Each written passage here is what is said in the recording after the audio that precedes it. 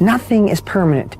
Maybe at this phase, this age I'm at, I'm 50 years old as I'm recording this video for you, and I wish someone would have grabbed my shoulders and shaken me when I was in my 20s and 30s to let me know that all emotions, even really high, amazing ones, and really crappy ones when you're at the lowest of your low, aren't permanent.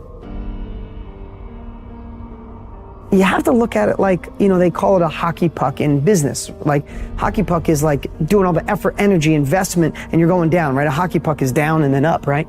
It's like all the energy to start a business, the funds, the setting it up, the mistakes, that's going down. Then all of a sudden you get momentum, and boom, you get the skyrocket of the longer part of the hockey stick going up.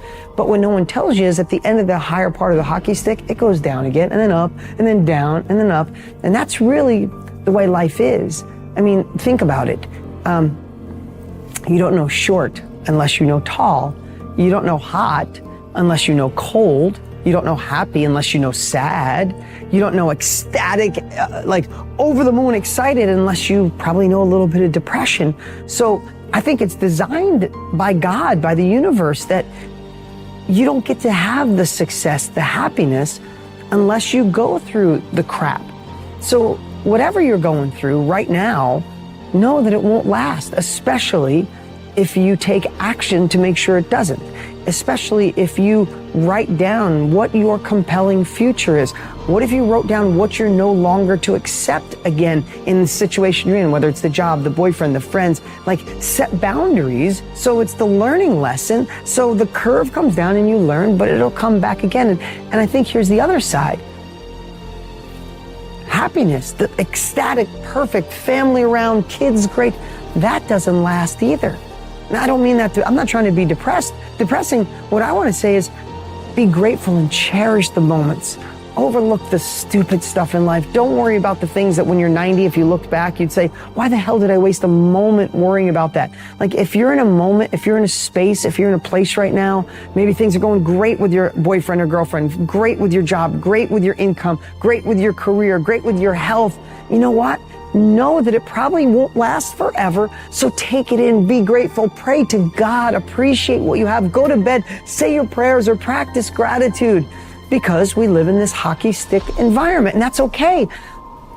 You'd much rather live in that hockey stick environment so you understand the opposite of happiness, the back and forth, cold, hot, short, tall, happy, sad, right? Complexity, craziness, happiness, abundance. You'd rather live there.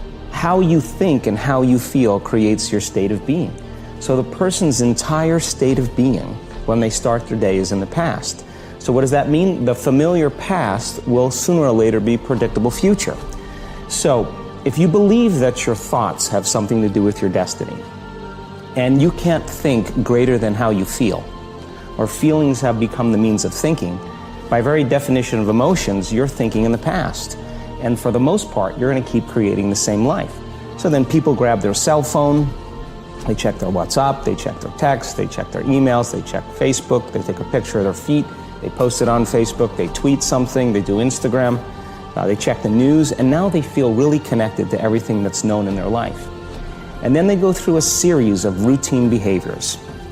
They get out of bed on the same side, they go to the toilet, they get a cup of coffee, they take a shower, they get dressed, they drive to work the same way, they do the same things, they see the same people, they push the same emotional buttons, and that becomes the routine, and it becomes like a program.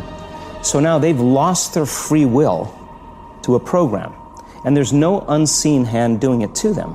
So when it comes time to change, the redundancy of that cycle becomes a subconscious program. So now 95% of who we are by the time we're 35 years old is a memorized set of behaviors, emotional reactions, unconscious habits, hardwired attitudes, beliefs, and perceptions that function like a computer program.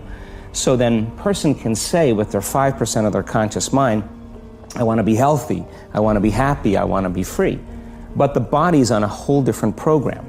So then how do you begin to make those changes? Well, you have to get beyond the analytical mind, because what separates the conscious mind from the subconscious mind is the analytical mind. And that's where meditation comes in, because you can teach people through practice how to change their brainwaves, slow them down, And when they do that properly, they do enter the operating system where they can begin to make some really important changes. So most people then wait for crisis or trauma or disease or diagnosis. They wait for loss, some tragedy to make up their mind to change. And my message is, why wait? And you can learn and change in a state of pain and suffering, or you can learn and change in a state of joy and inspiration. And I think right now, the cool thing is that people are waking up. When life was in the other forms of life that you see on the planet, nature determined a certain compulsive, instinctive ways of functioning. Once you become human, these lines have been removed. You can act consciously. That means what you call as human potential is not of any kind of measurable limit. It can go as far as you desire or as far as you have the courage to walk. So when we say human potential, unleashing human potential, it is not about reaching the peak, it is a trajectory. Because what our life is a combination of a certain amount of time and energy. Time is rolling away for all of us at the same pace. If you sit, it rolls away, if you sleep, it rolls away, if you do something, it goes away, if you don't do anything, it goes away. You're happy or miserable, it goes away. Time is running out for all of us. So it's only the energy that you can do different things with. If you bring your energies to a certain level of intensity and possibility, what somebody does in 10 years, you may do it in 1 year. This means if you live here for 100 years, it feels like in people's impact that you've created, it feels like you lived here for 1,000 years, simply because you have managed your life energies in a certain way. So for me, a human being impactful means, how conscious have you become? This is very important. Because if you're in compulsive cycles, then your energy gets wasted in so many things. If you observe people in a day, let's take 24 hours, in that anyway most people by prescription in America they sleep for 8 hours So 8 hours means 1/3 of life is gone. In the remaining 2/3 they have to eat, they have to, shower, bathroom, this, that, all this, another 2-3 hours gone. So literally 50% of life is gone, daily basis, just for basic maintenance of this life. 50% of the time is gone in maintenance, remaining 50%, what they have. If you look at every single move that they may make with their body, their thought process, their emotions, you will see a whole lot of it is happening in compulsive cycles. Or in other words, if you are little sensitive to life, you will realize you are the biggest issue in your life. So this is one thing that I'm trying to do with people, that you are never the issue in your life. I'm not the issue. My thought, my emotion, my body is never the issue. My thought, my emotion, my energy and my body are my instruments of function. They are not impediments in my life. But I would say for 90% of the human beings, their own body, then the compulsions of the body, the compulsions of their thought, the compulsions of their emotions are ruling them most of the time. So when you yourself are a problem, well, you're on self-help. If your business fails, it doesn't matter. Did you grow? If your business succeeds, it doesn't matter. Did you grow? And I found that really liberating because I was feeling like a failure for failing consistently. But when Rao changed my mental model, and he uses the word mental model, I started seeing failure as simply a means to growth. So when you see failure as a means to growth, you become immune to failure. And that is the real beauty here. So, Rao's rule is also best illustrated in this really cool quote I saw a friend share on Instagram, and it says this: grow so fast your old friends have to get to know you all over again. So I want to introduce you to a term, right? I call it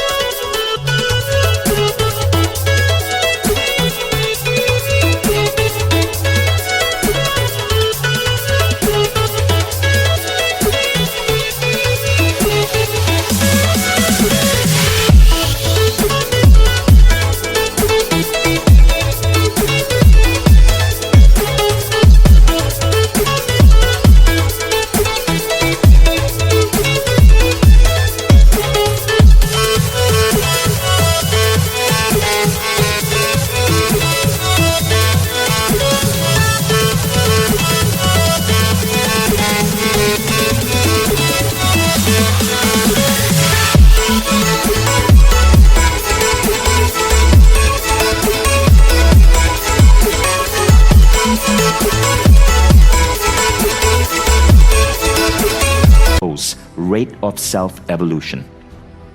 Your rate of self-evolution. Your rate of self-evolution or your roles must be the ultimate thing in your life. In other words, your life needs to be about personal growth. Many of us forget that. We make our life about our children. That's wrong. If you look at the concept of conscious parenting, which Shefali Sabari teaches, your children are nothing more than the vehicle for your greatest evolution. She, Shefali, who has been on Oprah 7 times, says, you are not there to teach your children are souls.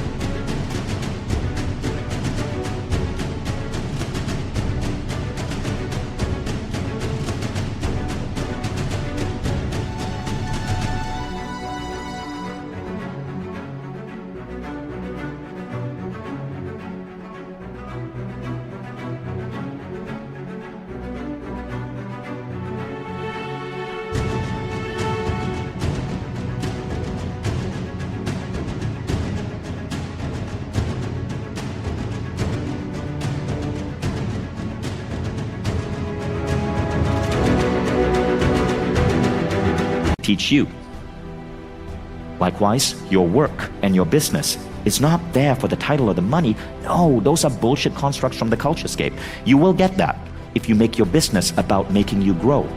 So personal growth becomes everything.